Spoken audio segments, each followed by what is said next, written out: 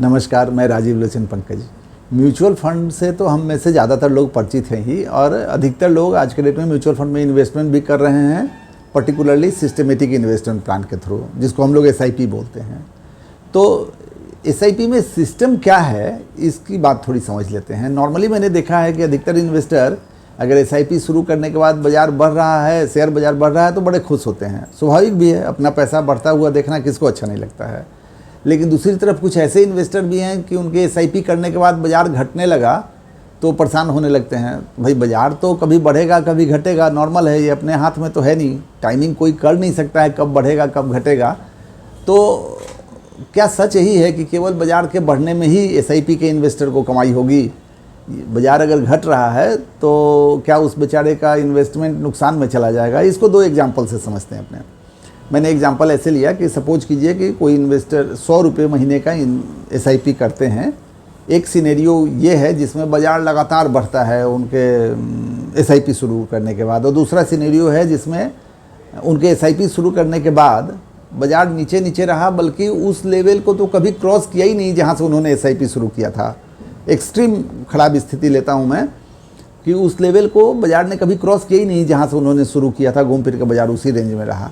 तो चलिए दोनों सिनेरियो को डिटेल में देखते हैं। मैंने जैसा कहा कि, और एग्जाम्पल के लिए केवल 12 महीने का सामने रखा है। इनफैक्ट आप भी जानते हैं, हम भी जानते हैं कि SIP या इक्विटी से रिलेटेड कोई भी इन्वेस्टमेंट 12 महीना या 24 महीना जैसे छोटे समय के लिए तो करना ही नहीं चाहिए, हमेशा लॉन्ग टर्म में करना चाहिए। बस मैं केवल समझने समझाने के लिए एग्जाम्पल के तौर पर 12 महीना ले रहा हूँ।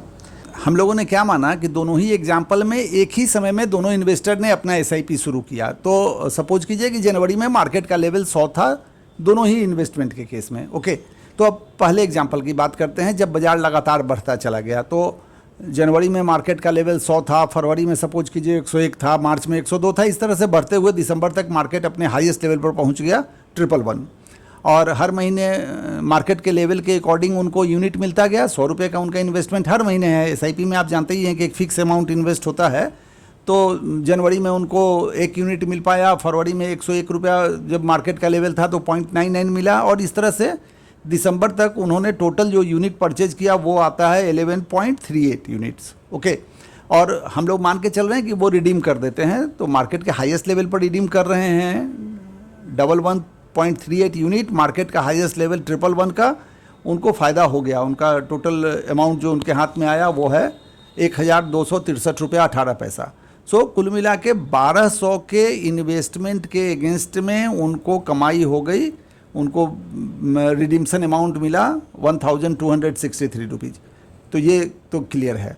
लेकिन जो इस दूसरे सिनेरियो की बात हम लोग कर रहे थे कि मार्केट कभी ऊपर गया ही नहीं, 100 से ऊपर घूम फिर के बस 100 के अंदर रह गया। उसमें क्या हुआ कि वो फिर 100 रुपये का सिप चल रहा था मार्केट के अलग अलग लेवल पर, उसी तरह से उनको यूनिट्स मिलते गए।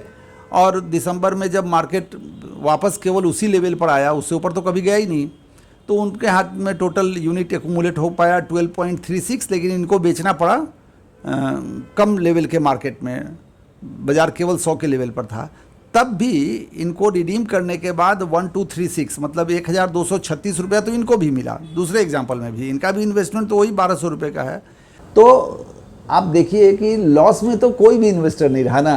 बाज़ार जब घट रहा था और वो इन्वेस्टर बहुत परेशान हो रहे थे तो उस बात का कोई मतलब नहीं था। सो SIP में बेसिकली सिस्टम क्या है कि ये कॉस्ट एवरेजिंग खुद से कर देता है। आपको बाज़ार की टाइमिंग नहीं करनी होती, कब बाज़ार ऊपर जाएगा कब नीचे जाएगा। अगर आप SIP में लंबे समय तक टिके हुए हैं तो बाज़ार ऊपर नीचे होता रहेगा, लेकिन आपकी कॉस्ट एवरेजिंग ऐसी हो जाएगी कि जिसमें आपके फ़ायदे में जाने की गुंजाइश बच जाएगी।